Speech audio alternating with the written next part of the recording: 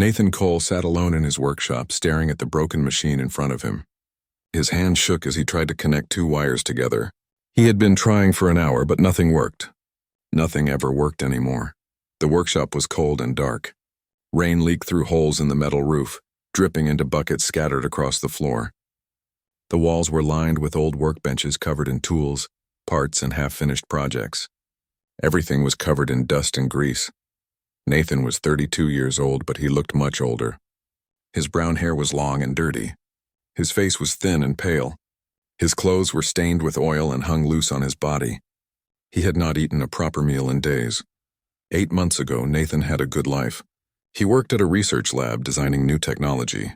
He had friends and colleagues who respected him. He had a woman named Claire who loved him. They were planning to get married. Then the accident happened. Nathan was working on a new power system. He made a mistake in his calculations. The machine overloaded and exploded. 3 people died in the fire. 3 people who had families and dreams and futures. The investigation said it was not Nathan's fault. They said it was an equipment failure. But Nathan knew the truth. He had made the mistake. He had killed those people. After the accident, everything fell apart. His colleagues stopped talking to him. The lab fired him. His funding disappeared. Claire left him with just a note that said she could not handle it anymore. Nathan moved into his workshop because he had nowhere else to go. He sold most of his belongings to pay rent on the building. He lived on protein bars and water. He slept on an old cot in the back room. He spent his days trying to work, but his hands shook too much and his mind could not focus. Most days Nathan thought about giving up completely. What was the point of going on when he had destroyed everything? When he had killed people? When he was alone and useless? But somehow he kept breathing. He kept waking up. He kept trying to fix broken things even though he knew he was the most broken thing of all. Tonight was like every other night. Nathan worked until his eyes hurt and his back ached. Then he gave up and prepared to sleep. The rain was coming down hard now, pounding on the roof like drums. He was about to turn off the lights when he heard something strange. A scratching sound at the loading dock door, then a soft whimpering noise like an animal in pain. Nathan froze and listened. The scratching came again. Something was outside trying to get in. He should ignore it. He had enough problems. He did not need to deal with a stray dog or whatever animal was out there in the rain, but the whimpering continued, weak and desperate. Despite everything, Nathan could not ignore it. He grabbed a crowbar from his workbench and walked to the loading dock. The door was heavy steel. Nathan pulled the release lever and pushed it up with all his strength. Rain immediately blew into his face, soaking him. Lightning flashed across the sky, lighting up everything in bright white. That was when Nathan saw it. The creature was small, about the size of a cat. It had scales that shimmered purple and blue even in the dim light. It had wings folded against its body, thin and delicate like paper. 4 legs ended in tiny claws. A long tail was wrapped around itself. But the eyes caught Nathan's attention most. Large golden eyes that looked up at him with clear intelligence and desperate hope. A dragon. A real dragon. Nathan had seen pictures before. When humans started exploring space, they found many alien species. Dragons were one of the rarest. They came from distant worlds and their civilization was scattered and broken. Most people never saw a dragon in person. But here was one lying on his loading dock in the rain. The little dragon chirped at him. It tried to stand but fell down immediately.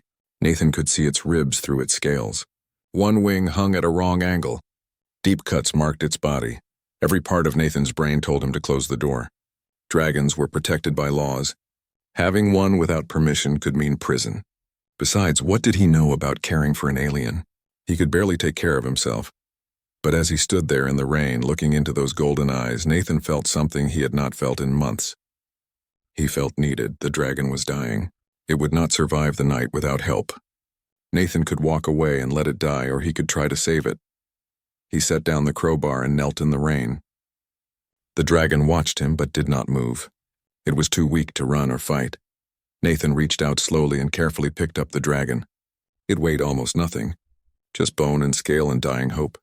The creature made a soft sound and tucked its head against Nathan's chest. Nathan stood up and carried the dragon inside. He kicked the door closed behind him. Water dripped from his hair and clothes onto the floor. He looked down at the small creature in his arms. The dragon's eyes were half closed now, but it was still breathing. Nathan walked to his workbench and cleared off a space. He set the dragon down gently. The creature lay still, watching him. Nathan found an old heat lamp and turned it on, positioning it over the dragon. The creature's eyes brightened a little as warmth washed over it. Food and water. The dragon needed food and water. Nathan searched through his supplies. He had no idea what dragons ate. He found some dried meat strips and filled a dish with water. He set both near the dragon's head. The dragon sniffed the meat, then looked at Nathan with what seemed like doubt. "I know it's not good," Nathan said out loud, "but it's all I have." The dragon thought about this, then took a small bite. It chewed slowly, then ate the rest quickly. Nathan refilled the dish twice more. Then the dragon drank the water with a narrow forked tongue. Nathan felt satisfied for the first time in months. He had helped something. He had made a difference, even a small one. Now he needed to treat the injuries. The wing worried him most. He knew machines, not biology. But bones were bones. Structure was structure. He got his medical kit and examined the wing under a magnifying lamp. The bone was cracked but not shattered. The membrane was torn but could heal. "This will hurt," Nathan warned, "but I'll be careful." The dragon watched him with those golden eyes. Nathan took that as permission. He made a splint from lightweight carbon fiber, the same material he used for drone frames. He talked in a low, calm voice as he worked, positioning the wing and wrapping it with medical tape. The dragon tensed but did not fight. It made a low humming sound, almost like a cat purring. The dragon trusted him. This creature, injured and alone, was trusting him with its life. The realization hit Nathan hard. He was the man who could not trust himself. He was the man who killed people through his mistakes. But this dragon trusted him anyway. Nathan treated the other wounds with antiseptic and bandages. When he finished, the dragon looked like a patchwork of tape and cloth, but at least it was stable. "You should rest now," Nathan said. The dragon surprised him by standing on shaky legs. It walked across the workbench and climbed into Nathan's lap. It circled twice, then curled into a ball with its tail around itself. Within seconds, it was asleep. Nathan sat very still. He did not want to wake the dragon. The warmth of the small creature felt strange and good. How long had it been since anything living had trusted him like this? He looked around his workshop. The place was a mess, dirty, cold, falling apart. It was no place for a living creature. It was no place for him either. But now he had a reason to do better. A small, scaly reason that needed him. Nathan carefully picked up the sleeping dragon and carried it to his cot in the back room. He made a nest from blankets and placed the dragon inside. He positioned the heat lamp nearby. The dragon barely moved. Nathan lay down on the floor next to the cot, using his jacket as a pillow. As he closed his eyes, he realized something. For the first time in 8 months, he was thinking about tomorrow with something other than dread. He needed to find better food for the dragon. He needed to learn about dragon biology. He needed to figure out where this creature came from and why it was alone. He needed to do many things. And that felt good. In the darkness, the dragon made a soft chirp in its sleep. Nathan smiled. Nathan woke up to the sound of chirping. For a moment, he forgot where he was. Then he remembered. The dragon. He sat up quickly and looked at the cot. The small creature was awake, sitting up in its nest of blankets. The golden eyes watched him with curiosity. "Good morning," Nathan said. His voice sounded rough from sleep. The dragon chirped again and tilted its head. Nathan stood up and checked the heat lamp. "Still working?" He looked at the dragon more carefully in the morning light. The creature looked better already. The scales had more shine. The eyes were brighter and more alert. The bandages were still in place. The wing was still splinted. Nathan's stomach rumbled. He had not eaten since yesterday afternoon. He went to his small kitchen area and found 2 protein bars. He ate one and saved the other. Then he prepared food for the dragon. He gave the creature more meat and water. The dragon ate eagerly, making happy sounds between bites. Nathan watched and felt that strange satisfaction again. Taking care of something felt good. After the dragon finished eating, Nathan sat on the floor nearby. The creature watched him with interest. "I need to give you a name," Nathan said. "I can't keep calling you the dragon." The creature chirped as if agreeing. Nathan thought about it. The golden eyes reminded him of fire embers glowing in darkness, warm and bright and alive. "How about Ember?" Nathan asked. "Do you like that?" The dragon made a different sound, almost like a trill. Nathan decided to take that as a yes. Ember it is, he said. Over the next few days, Nathan and Ember settled into a routine. Nathan woke up early and fed Ember first. Then he ate his own small breakfast. He checked Ember's injuries and changed bandages when needed. The wing was healing well. The cuts were closing. Ember grew stronger each day. Soon the dragon could walk around the workshop without getting tired. Nathan made sure to keep the heat lamp on and the space warm. He learned that dragons needed warmth to stay healthy. Nathan also started researching dragons on his old computer. He found information about their diet, their habits, their biology. Dragons were omnivores. They ate meat, fruits, vegetables, and even some metals. That explained why Ember tried to chew on a steel bolt and seemed to enjoy it. Nathan also learned that dragons were highly intelligent. They could understand complex ideas. They could form bonds with other creatures. They had emotions and memories. Looking at Ember, Nathan could believe all of that. The dragon clearly understood when Nathan was talking. Ember responded to his name. The creature seemed to know when Nathan was sad or worried, and Nathan was learning to understand Ember too. He could tell when the dragon was hungry or tired or wanted to play. Sometimes he felt strange sensations in his chest, like he could sense Ember's feelings. One afternoon, Nathan was working on fixing an old radio when Ember climbed onto the workbench. The dragon watched Nathan's hands as he soldered wires together. "You want to help?" Nathan asked with a smile. Ember chirped and moved closer. Nathan showed the dragon what he was doing, explaining each step. Ember watched with focused attention. Nathan realized he was talking to Ember the way he used to talk to his colleagues at the lab, explaining his work, sharing his thoughts. He had not done that in months. It felt good to talk again, even if he was talking to a dragon. As the days passed, Nathan noticed changes in himself. He was sleeping better. The nightmares about the accident came less often. He was eating more regularly. He was working on projects again, not just sitting and staring at broken machines. Ember was helping him heal. The dragon gave him a reason to get up in the morning, a reason to keep going, a reason to believe he could still do something right. 3 weeks after finding Ember, Nathan woke up feeling different. He felt something he had not felt in a long time.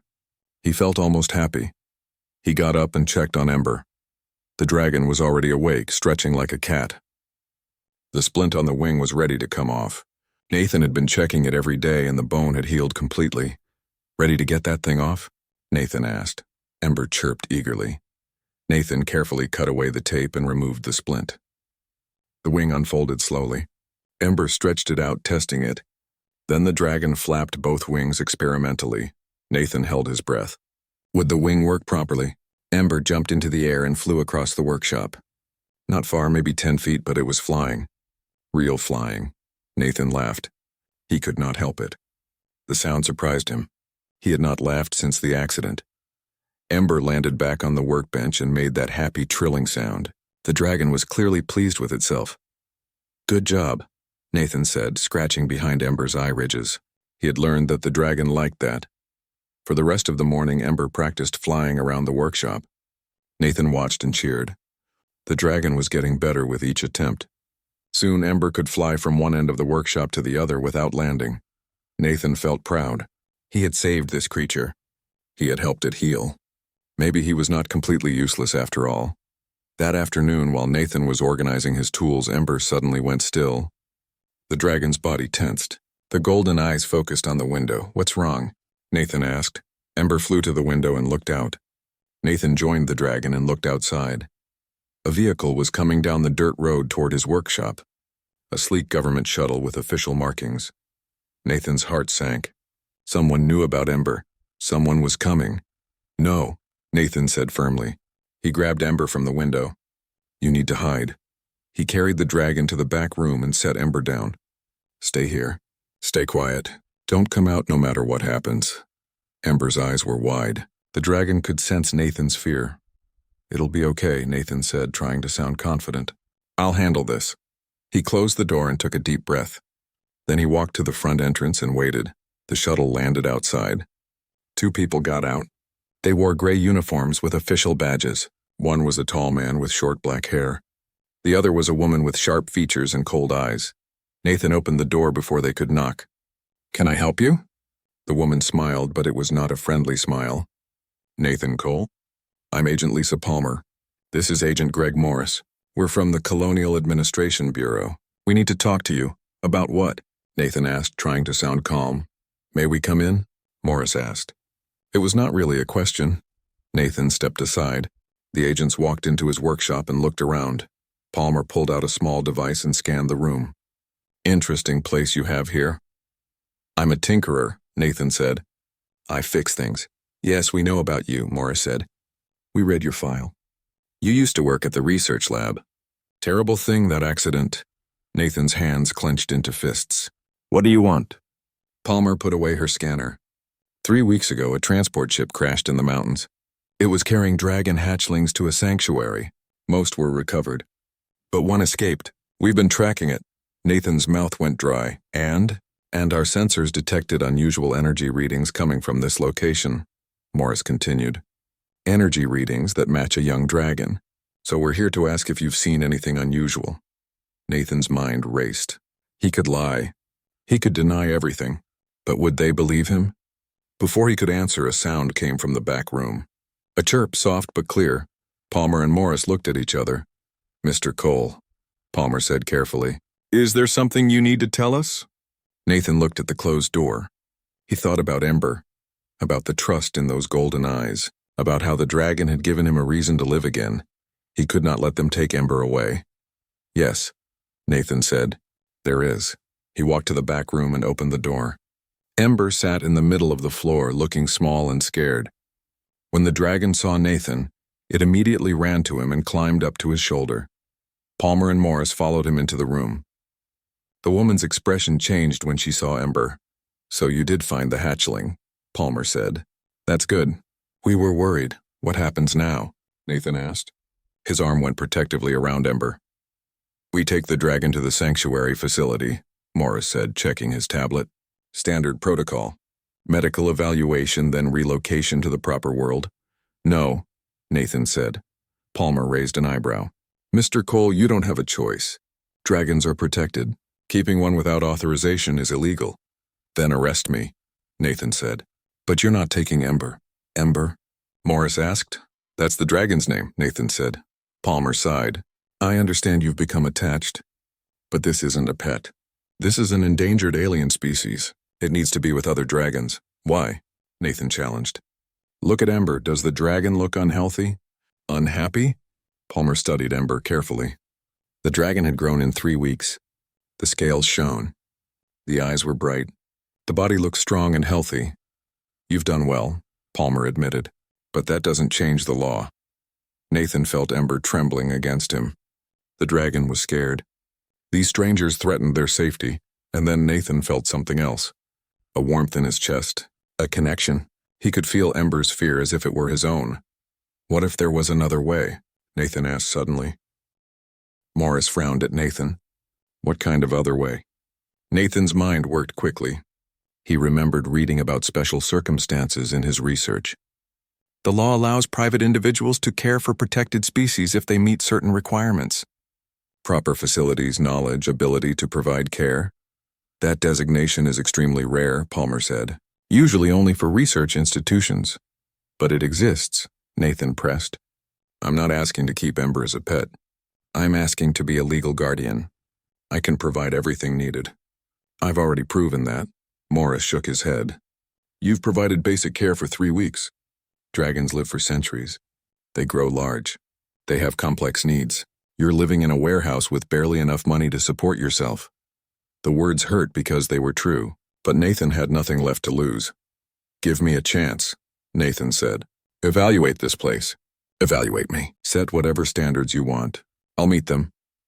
Palmer and Morris looked at each other for a long moment. Finally, Palmer spoke. Even if we considered this, the approval process takes months. The hatchling would need to be in a temporary facility during that time. No, Nathan said again. Ember stays here. I'll accept inspections, monitoring, whatever you need.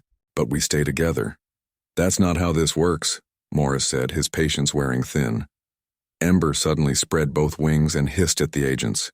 The sound was like steam escaping from a pipe. Small wisps of smoke came from the dragon's nostrils. Easy, Nathan said softly. stroking Ember's neck. It's okay. But Palmer was staring at Ember with a different expression now. Did you see that, Greg? The smoke? Yes.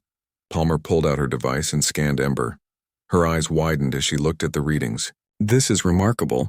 This hatchling has developed a bond. A bond? Nathan asked. Palmer looked up from her device. Dragons are empathic creatures. They can form deep psychological connections with other beings. It's rare, especially with non-dragons. But when it happens, the bond is permanent. Separating bonded individuals causes severe trauma to both. Morris leaned over to look at the scanner. Are you sure? The hatchling is very young. I'm sure, Palmer said. She looked at Nathan with new respect. How did this happen? Bonds usually take months or years to form. Nathan thought about those first desperate weeks, his loneliness, Ember's fear, how they had needed each other to survive. I don't know, Nathan said honestly. It just happened. Palmer was quiet for a long moment. Then she made a decision. Greg, I need you to go back to the shuttle and file a report. Standard recovery report. Note that the hatchling is stable and under observation. Don't mention the bond yet. Lisa, Morris said with warning in his voice. That's an order, Palmer said firmly. Morris hesitated, then nodded and left. Palmer waited until they heard the shuttle's engines before turning back to Nathan. Okay, here's the situation, she said. If I report a verified bond, this becomes complicated. There are precedents for honoring dragon bonds, but they involve politics and bureaucracy. It could take years to resolve. Both you and Ember would be under constant scrutiny.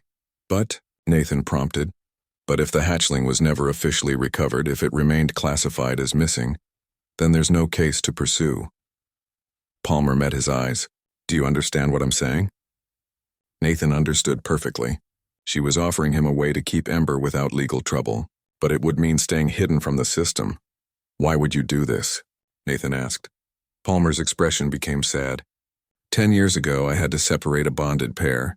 The alien survived. The human didn't. I won't make that mistake again. She walked toward the door, then stopped. You have work to do, Mr. Cole. This place needs to be suitable for a growing dragon.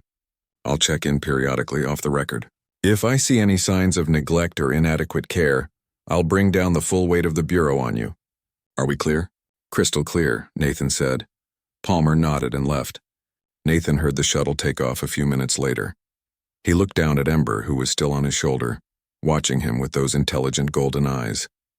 Looks like you're stuck with me, Ember chirped and nuzzled against his neck. Nathan felt the bond between them pulse with warmth. They would face whatever came next together. The next few months changed everything. Nathan threw himself into improving the workshop. He knocked out walls to create more space. He reinforced the ceiling beams. He added a second level with a large open area where Ember could fly freely. Money had been a problem at first. Nathan had very little savings left. But he remembered the power converter he had been working on. He finished the design, tested it thoroughly, and filed for patents. 3 companies wanted to license his design. Suddenly, Nathan had real income again. He hired contractors to renovate the building properly. He installed climate control because dragons needed specific temperatures. He added proper plumbing and electrical systems. He built a security system to keep unwanted visitors out. He even added a small greenhouse where he could grow specific plants that dragons needed for nutrition. The workshop was no longer just a place to exist. It became a real home, but the biggest changes were internal. Nathan was healing. The guilt about the accident would never completely disappear. Those 3 people would always weigh on his conscience. But Ember had taught him something important. Life continued. You could fail and still find purpose. You could lose everything and still build something new. Palmer kept her word, visiting once a month. She always seemed satisfied with what she found. On her last visit, she had told Nathan that Ember was developing better than hatchlings in the official sanctuary facilities. The bond makes a difference, she explained. Dragons are social creatures. They need connection and purpose. You're giving Ember all of that. Nathan also noticed changes in himself. He could sense Ember's location even when the dragon was out of sight. He sometimes knew what Ember needed before the dragon asked. Once, during a bad storm, he felt warmth building in his chest. He looked down and saw his hands glowing with a faint golden light. It faded quickly, but the memory stayed with him. When he asked Palmer about it, she became serious. The bond works both ways. Dragons share their essence with bonded partners. Humans have developed enhanced abilities. Increased strength, better perception, longer lifespan. In rare cases, even access to draconic abilities. Like what? Nathan asked. Like breathing fire, Palmer said with a slight smile, though that usually doesn't manifest for decades. The thought was both exciting and frightening. Ember grew rapidly during these months. The dragon now stood 3 feet tall at the shoulder and could no longer fit comfortably on Nathan's lap. The wings were strong and powerful. Ember could fly complex patterns through the workshop with ease. The scales had developed intricate patterns, swirls of purple and blue that seemed to shift in the light. The golden eyes were bright and alert, always watching, always learning. Nathan started working again, really working. Not on failed experiments or impossible projects, but on things that mattered. He took freelance engineering jobs, solving problems that stumped other people. The work was satisfying in a way his old corporate job had never been. One morning, Nathan was at his workbench designing a new medical scanner. Ember was dozing in a patch of sunlight from the skylight, wings spread to catch the warmth. Nathan's communicator buzzed. He glanced at the screen and felt his stomach tighten. Claire's name appeared. He had not heard from his former fiancée since she left. Part of him wanted to ignore the call. But curiosity won, he answered. "Hello, Claire." "Nathan." Her voice was exactly as he remembered. "I'm sorry to bother you. I heard you were doing well. I wanted to see if we could talk." "Talk about what?" Nathan kept his tone neutral. "About us. About what happened. I made a mistake leaving like that. I was scared. I handled it badly. I've been thinking that maybe we could try again." Nathan looked at Ember. The dragon had woken up and was watching him with those knowing golden eyes. A year ago, even 6 months ago, Nathan would have said yes immediately. He had loved Claire deeply. Her leaving had been another loss in a series of losses, but now things were different. "I appreciate you calling," Nathan said carefully, "but I don't think that's a good idea." "Why not?" Claire asked. He could hear the hurt in her voice. "I know I made a mistake, but we were good together once. We could be again." "We were good together," Nathan agreed, "but I'm not the same person anymore. I've built a new life. It's a good life. I'm happy, Claire. Really happy." "I hope you find that too, but not with me." There was a long silence. "I see," Claire finally said. "I guess I waited too long." "Maybe," Nathan said gently. "Or maybe we just weren't meant to last. Either way, I wish you the best." They said goodbye and Nathan ended the call. He felt a small sadness, but it was manageable. The old wounds had healed, leaving him stronger. Ember stood and walked over, nuzzling Nathan's hand. The dragon made a questioning sound. "I'm okay," Nathan said, scratching behind Ember's eye ridges. "Better than okay." The rest of the day passed peacefully. Nathan worked on his medical scanner project. Ember practiced flying, working on the complex aerial moves that came naturally to dragons. 6 months had passed since Nathan found Ember in the rain. Life had settled into a comfortable rhythm. Nathan woke each morning to the sound of Ember chirping. They ate breakfast together. Nathan worked on his projects while Ember flew or explored or watched him work. The bond between them grew stronger every day. Nathan could feel Ember's emotions clearly now. Joy when the dragon successfully completed a difficult flight maneuver. Curiosity when Nathan brought home something new. Contentment when they sat together in the evening. And Ember understood Nathan just as well. The dragon knew when Nathan was thinking about the accident, when the guilt crept back in. During those moments, Ember would always come close and make that soft humming sound until Nathan felt better. Nathan's business was growing. He had completed several successful projects. His reputation as a problem solver was spreading. Companies contacted him regularly with engineering challenges. The money was good, better than he had ever made at the lab. He used the money to continue improving the workshop. He bought better equipment. He expanded Ember's living space. He even hired a part-time assistant to help with administrative work, though the assistant worked remotely and never visited the workshop. Nathan could not risk anyone discovering Ember. Palmer continued her monthly visits. She always arrived unannounced, checking on Ember's health and living conditions. She took measurements and ran scans. She asked questions about Ember's behavior and development. "Everything looks good," Palmer said during her latest visit. She was watching Ember perform aerial loops in the upper level. "Better than good, actually. Ember is developing ahead of schedule. Is that normal for bonded dragons? Nathan asked. We don't have much data on bonded dragons, Palmer admitted. The phenomenon is rare. But from what we know, yes, the bond seems to accelerate healthy development. She turned to Nathan with a serious expression. I need to warn you about something. Ember is growing fast. In another year, maybe less, the dragon will be too large to hide. People will notice. Questions will be asked. What do you suggest? Nathan asked. Start preparing, Palmer said. Document everything. Ember's health records, your living situation, your financial stability. When the time comes, you'll need to prove that Ember is better off with you than in a sanctuary. Will that be enough? Nathan asked. Palmer sighed. Honestly, I don't know. The law is complicated. Public opinion matters.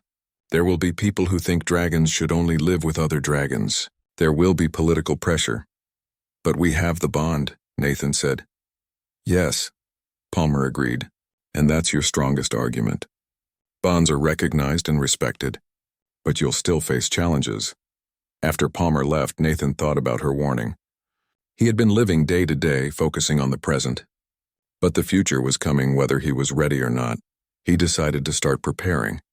He created detailed records of everything. Ember's diet, exercise routine, health checks, behavioral patterns.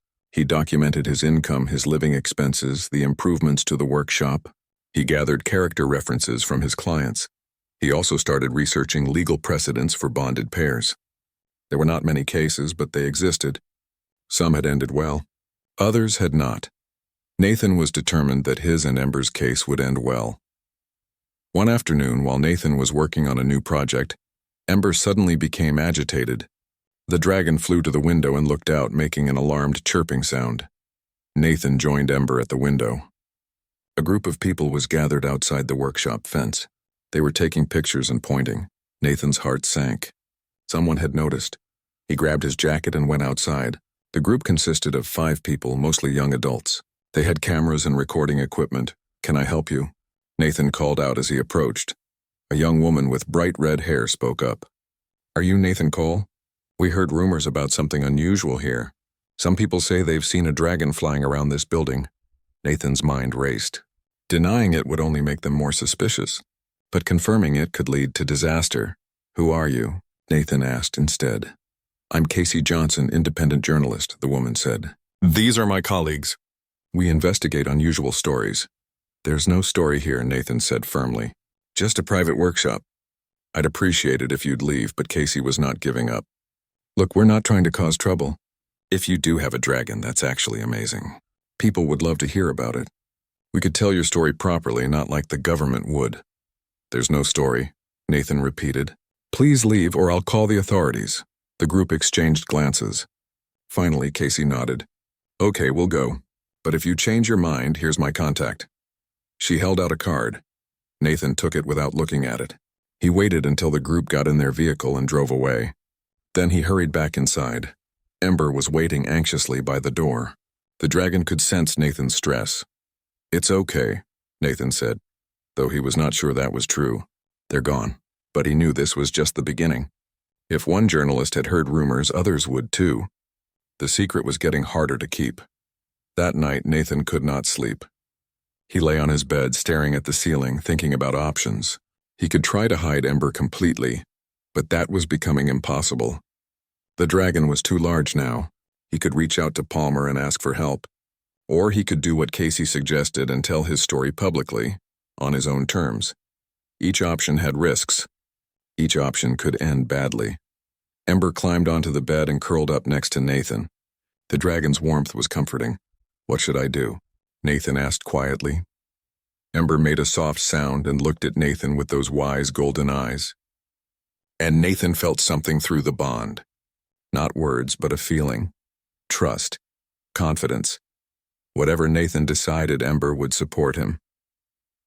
The next morning, Nathan made a decision. He called Palmer. We have a problem, Nathan told her. Journalists came by yesterday asking about Ember. The secret is getting out. Palmer was quiet for a moment. I was afraid this would happen. What do you want to do? I want to go public, Nathan said. On my terms. I want to tell our story before someone else tells it wrong. That's risky, Palmer warned. Once the story is out, you can't take it back. The Bureau will have to respond. There will be investigations, hearings, possibly legal action. I know, Nathan said, but hiding is not working anymore. At least this way I can control the narrative. Palmer sighed. If you're serious about this, you need to do it right. Don't talk to random journalists. I know someone at a major news network, someone who's fair and thorough. Would you be willing to do a proper interview? Yes, Nathan said without hesitation. Give me a few days to set it up, Palmer said. And Nathan, make sure you're ready. Once you do this interview, everything changes. Everything already changed, Nathan said, looking at Ember. The night I found a dragon in the rain. 3 days later, a professional news crew arrived at the workshop. Palmer had arranged everything. The reporter was a woman named Helen Carter, known for her balanced and thoughtful pieces on complex issues. Helen and her crew spent the entire day at the workshop. They filmed Nathan and Ember together. They recorded Nathan explaining how he found the dragon and how the bond formed. They documented Ember's living conditions and showed the dragon's intelligence and personality. Helen asked tough questions. Some people will say you're keeping Ember prisoner, that the dragon should be with other dragons. What do you say to that? Nathan had prepared for this. I say look at Ember. Look at how healthy and happy the dragon is. I'm not keeping Ember prisoner. We chose each other. The bond between us is real and mutual. But Ember is still young, Helen pressed. How do you know what the dragon will want in the future? I don't, Nathan admitted. If Ember ever wants to leave to find other dragons, I won't stop it. But right now, we're happy together. We're family. Helen also interviewed Palmer, who confirmed the bond and testified to Ember's excellent health and development. The interview aired a week later. Nathan watched it with Ember on his lap, nervous about public reaction. The piece was fair and well done. Helen presented both sides. She showed footage of Ember flying and playing. She included statements from dragon experts and legal scholars. But she also let Nathan and Ember's relationship speak for itself. The response was immediate and overwhelming. Social media exploded with opinions. Some people thought Nathan was a hero for saving Ember. Others thought he was breaking the law and should face consequences. Debates raged online about dragon rights, about bonds, about the role of government in regulating relationships with alien species. Within 24 hours, the Colonial Administration Bureau issued a statement. They were launching an official investigation into the matter. They would determine whether Ember should remain with Nathan or be relocated to a sanctuary. Nathan knew the real fight was just beginning. But as he sat with Ember that evening, watching the sunset through the workshop windows, he felt at peace with his decision. He had spent months hiding and worrying. Now everything was out in the open. Whatever happened next, at least they would face it honestly. The investigation began 2 weeks after the interview aired. Nathan had to appear before a review board at the Colonial Administration Bureau headquarters. Palmer accompanied him as an advisor. Ember stayed at the workshop with security Nathan hired to protect the dragon. The hearing room was large and formal. 5 board members sat behind a long table. They had serious expressions and thick folders of documents in front of them. The chairwoman, an older woman named Karen Ellis, spoke first. Mr. Cole, you've admitted to harboring a protected dragon species without authorization for approximately 7 months. Do you understand the severity of this? Yes, Nathan said, but I also believe I made the right choice. Walk us through your reasoning, another board member said. Nathan took a deep breath and told the story again. Finding Ember injured and dying in the rain, nursing the dragon back to health. Discovering the bond, building a life together. He spoke calmly and honestly, leaving nothing out. When he finished, Ellis consulted her documents. We've reviewed Dr. Palmer's reports. The dragon's health is indeed excellent, better than average for sanctuary hatchlings. However, health is not the only consideration. What are your other concerns? Nathan asked. A male board member leaned forward. Dragons are social creatures. They live in groups in the wild. By keeping Ember isolated from other dragons, you may be causing psychological harm, even if you can't see it. Ember is not isolated, Nathan countered. The dragon has me. We have a bond. According to everything I've researched, bonds fulfill the social needs of dragons. For now, Ellis said. But what about 10 years from now? 2050? Ember will outlive you by centuries. What happens when you're gone? The question hit hard. Nathan had thought about this, of course, but hearing it stated so bluntly made it real. I don't know, Nathan admitted, but I know that right now Ember needs me. And I need Ember, isn't that enough? The board members exchanged glances. Ellis made some notes. We'll continue this hearing tomorrow, she announced. We have more witnesses to interview. Over the next 3 days, the board heard from multiple people. Dragon experts testified about bonding and social needs. Legal scholars discussed precedents and regulations. Palmer gave detailed testimony about Ember's development. They also heard from people who opposed Nathan keeping Ember. A representative from a dragon rights organization argued that no human should keep a dragon, regardless of circumstances. A government official warned about setting dangerous precedents. But there were also supporters. Several of Nathan's clients testified about his character and responsibility. A veterinarian who specialized in exotic species confirmed that Ember showed no signs of distress or poor welfare. Even Casey Johnson, the journalist Nathan had turned away, spoke in his favor, praising his dedication to Ember's well-being. On the 4th day, Ellis called Nathan back to the stand. Mr. Cole, we've heard a lot of testimony. Before we make our decision, I have one more question. If we rule that Ember must go to a sanctuary, will you comply? Nathan looked at Ellis directly. No. The room went silent. You understand that could mean criminal charges? Ellis asked. Yes, Nathan said. But I also understand what separating us would do to Ember. And to me. The bond is real. Breaking it would cause severe harm to both of us. I can't let that happen. Ellis studied him for a long moment. You'd go to prison rather than give up the dragon? If that's what it takes, Nathan said simply. Ellis made more notes. Very well. This hearing is concluded. We'll deliver our decision in 1 week. That week was the longest of Nathan's life.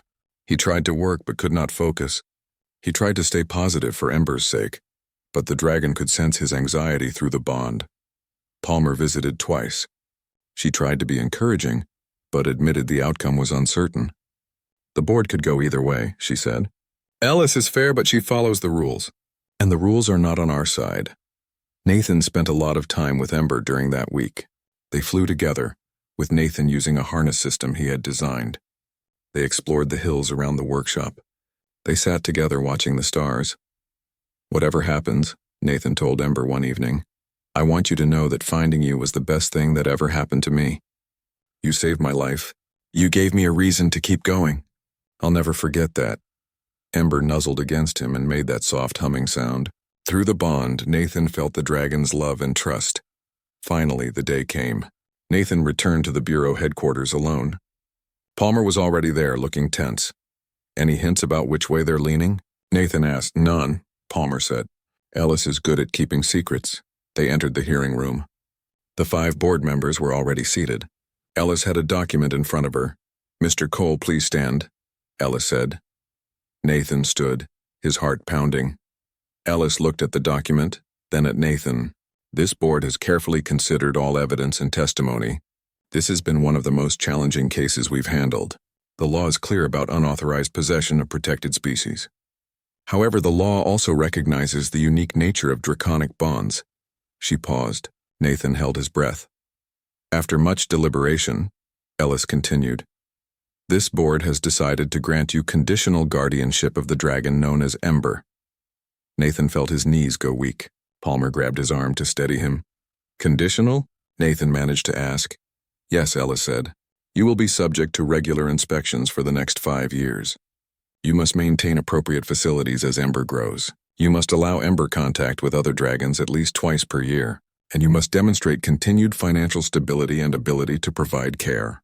If any of these conditions are not met, guardianship will be revoked. Do you understand and accept these terms? Yes, Nathan said immediately. Absolutely yes, Ellis almost smiled. Then this hearing is concluded. Congratulations, Mr. Cole. You've set a very interesting precedent. Nathan barely remembered leaving the building. He was in a daze. Palmer drove him back to the workshop, laughing at his stunned expression. You did it, she kept saying. You actually did it. When they arrived at the workshop, Nathan burst through the door. Ember! The dragon flew down from the upper level and landed in front of Nathan. Ember's golden eyes were questioning. We won, Nathan said, laughing and crying at the same time. You can stay. We get to stay together. Ember made a joyful sound and launched into the air, doing loops and spins. The dragon's happiness flowed through the bond, mixing with Nathan's own joy. Palmer watched with a smile. I should go file the paperwork. But Nathan, don't make me regret supporting you. I won't, Nathan promised. Thank you for everything. After Palmer left, Nathan sat down and let the reality sink in. They had done it. Against all odds, they had won. The next few months brought more changes. The story of Nathan and Ember became famous. News outlets around the world covered it. Some praised the decision. Others criticized it. But most people were simply fascinated by the bond between a human and a dragon. Nathan received hundreds of messages. Some from people who supported him. Others from people who wanted advice about bonding with alien species. A few from other bonded pairs who had been hiding like Nathan had. He responded to as many as he could. He tried to use his platform responsibly, talking about the commitment and responsibility required to care for another intelligent being. His business grew even more. Companies wanted to work with the man with the dragon. Nathan was selective, taking only projects that genuinely interested him. He used the money to continue improving Ember's living space. He bought property adjacent to the workshop and built a large outdoor area where Ember could fly freely. He installed environmental controls to simulate different climates. He even built a pool, discovering that Ember loved swimming. True to the board's conditions, Nathan arranged for Ember to meet other dragons. Palmer helped coordinate visits to a sanctuary twice a year. Ember was nervous at first, but eventually made friends with several other young dragons. Watching Ember play with other dragons made Nathan happy. He had worried that Ember might prefer their company and want to stay. But each time, when the visit ended, Ember always flew back to Nathan eagerly. The bond worked both ways. Ember needed the other dragons for social development, but Nathan was home. 1 year after the hearing, Nathan was working in his shop when Ember landed beside him with something in the dragon's claws. A piece of metal, bent and shaped into a crude ring. Nathan picked it up, confused. What's this? Ember chirped and nudged Nathan's hand. Through the bond, Nathan felt something, pride, affection, gift. You made this for me? Nathan asked. Ember chirped again, clearly pleased with himself. Nathan looked at the metal ring more closely. It was rough but made with care. Ember had been watching Nathan work with metal for months and had tried to copy him. Nathan felt his eyes water. Thank you, Ember, it's perfect. He slipped the ring onto his finger. It fit reasonably well. He would wear it always, a reminder of the bond they shared. That evening, Nathan and Ember sat on the roof of the workshop, watching the sunset like they did most nights. The sky was painted orange and pink. The city lights twinkled in the distance. You know, Nathan said, 1.5 years ago I was ready to give up. I thought my life was over. I thought I'd destroyed everything that mattered. Ember leaned against him. But then you showed up.